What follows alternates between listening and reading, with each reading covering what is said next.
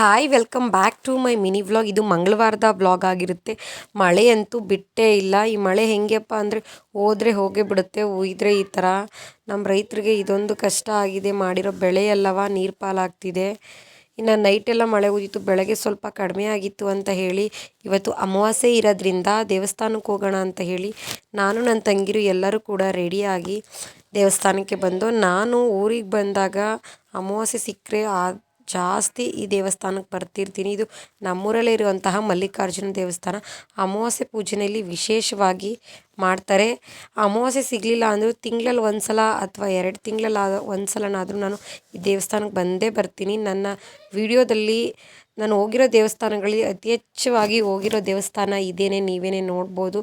ಇಲ್ಲಿಗೆ ಬಂದು ಪೂಜೆ ಎಲ್ಲ ಮುಗಿಸಿ ಪ್ರಸಾದ ಎಲ್ಲ ತೊಗೊಂಡು ಅಲ್ಲೇ ಹಣ್ಣು ತುಪ್ಪ ಕೂಡ ಕೊಟ್ಟರು. ಅದನ್ನು ತಿಂದು ಇಲ್ಲಿ ಅಮಾವಾಸ್ಯೆ ಪೂಜೆಯಲ್ಲಿ ಪ್ರತಿ ಅಮಾವಾಸ್ಯೆಯಲ್ಲೂ ಇಲ್ಲೇ ಬಂದಿರುವಂತಹ ಭಕ್ತಾದಿಗಳಿಗೆ ಊಟ ಕೂಡ ಕೊಡ್ತಾರೆ. ಹಾಗೇ ಇವತ್ತು ಕೂಡ ಮಳೆ ಇದ್ದರೂ ಸಹ ಮಾಡಿಸಿದ್ರು, ತುಂಬಾ ಚೆನ್ನಾಗಿತ್ತು ಪ್ರಸಾದ.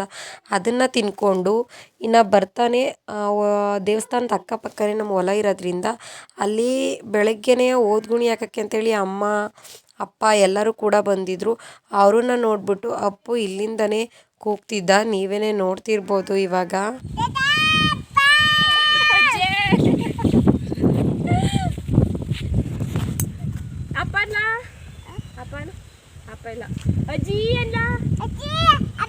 ನಾ ದೇವಸ್ಥಾನದಿಂದ ಬಂದಮೇಲೆ ಒಂದಷ್ಟು ನನ್ನ ತಂಗಿ ಜೊತೆ ರೀಲ್ಸ್ನ ಮಾಡಿ, ಇನ್ನು ಅಪ್ಪ ನಾವೆಲ್ಲ ಇದ್ದೀವಿ ಅಂತ ಹೇಳಿ ಸಂಜೆ ಊಟಕ್ಕೆ ಚಿಕನ್ನ ತರ್ತೀನಿ ಅಂತ ಹೇಳಿದರು.